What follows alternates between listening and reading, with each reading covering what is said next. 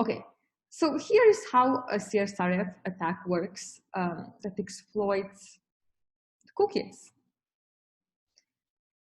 You have the user victim, and then you have the server victim, which is bank.com. Let's say bank.com is vulnerable to CSRF. And then you have the attack server. So the user is, logging to bank.com, and they have a session, including they have a cookie for bank.com with a session token. The bank.com has the session token for, this user, so it knows that whenever it receives it in a cookie to allow this user to do the action that they want. Now, the user also visits an attack server, watching, free videos or something. Well, normally you shouldn't worry about this from the user side because there's same origin policy and there's two different origins, so you shouldn't worry about how they interact in the browser. But something else can go wrong. The attacker can send you a malicious web page, fine. Again, this web page is isolated from the bank.com web page because it's from a different origin. But the user can click on links in that page. And those links could be links to bank.com with arguments chosen by the attacker. Okay, so the user clicks on that link that within the malicious page that says bank.com, I don't know, to something bad, and sends the forge request automatically. That gets sent to the bank.com server, right, by the browser. Whenever you click on a bank.com server, it's going to bank.com link is going to send it to the bank.com server, and it's going to attach to it the cookie automatically, right, because the browser always attaches the cookie. And here we had an actual logged in cookie for bank.com. So bank.com is going to think that this request is actually intended by the user, because it is sent by the user browser and the user is actually authenticated. Okay, so anyone has an idea of what malicious action could the attacker do in this way? Feel free to raise your hand on Zoom or to answer on chat. Shaina? They could pretend to be they can, because the cookie gets sent with the request, they pretend to be the user, and maybe they send money to the attack server. Exactly. To someone. Exactly. They could send money to someone. They could forge a request, an HTTP post request of a form, right, where say send to evil $10,000 or something. And the bank.com will think that the user is trying to do that and authorize that. Exactly. The URL that the user clicks on can contain a transaction action, indeed. So here is a bit more in a bit more detail. The user logs into bank.com. As a result, there's going to be a cookie with the session, also called the session cookie if you want. This one will stay in the browser state. Then the user visits a malicious site. And this malicious site will have a form embedded in it. Again, the user visits maybe, funnyvideos.com. And funnyvideos.com, in the HTML, there could be this HTML piece. Now look what this is doing. This is a form that's already filled in. It's already filled in because it's specifying a value for every input.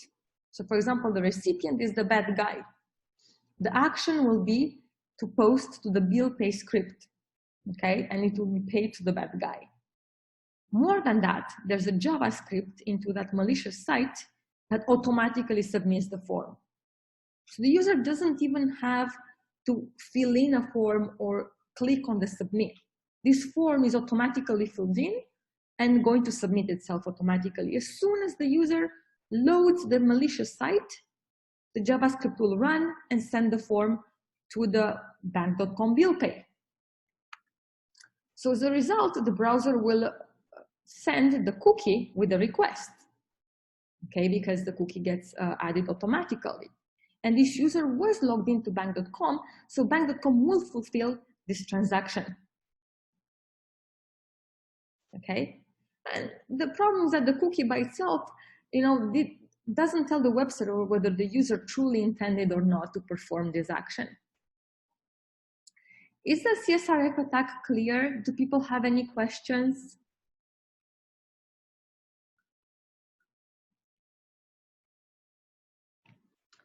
Someone asked about the difference between this and reflected cross-site scripting. Yeah. Good question. So the question is between CSRF and reflected XSS. So it's different because in the reflected XSS, what happens is that indeed the user also clicks on a URL. Okay, in both cases the user clicks on a URL. The difference is that for XSS, the URL has a script inside. Here, the URLs don't have a script inside. So the URL has a script inside that the server is bouncing back to the user, and that script runs in the user's browser and causes bad problems. Instead, here, the URL that you click on doesn't have any script. It actually just goes to the web server, like bank.com, but it goes with the cookie of the user, and it has bad effects there because the bank.com will actually perform the actions in that URL. So they're related in the sense that you click on a malicious link. In that sense, they're the same. But then what exactly happens after that is different. In reflected XSS, the link contains a script that's then returned back to the user's browser. But in CSRF, it doesn't contain a script. It's just that the server does actions from that URL because of the cookie.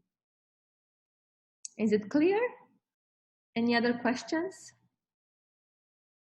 Is there a way to do this without using a form? Oh, great point. Yeah. You could do it without using a form. Forms are super convenient because, right, we input recipient, amount, things like this.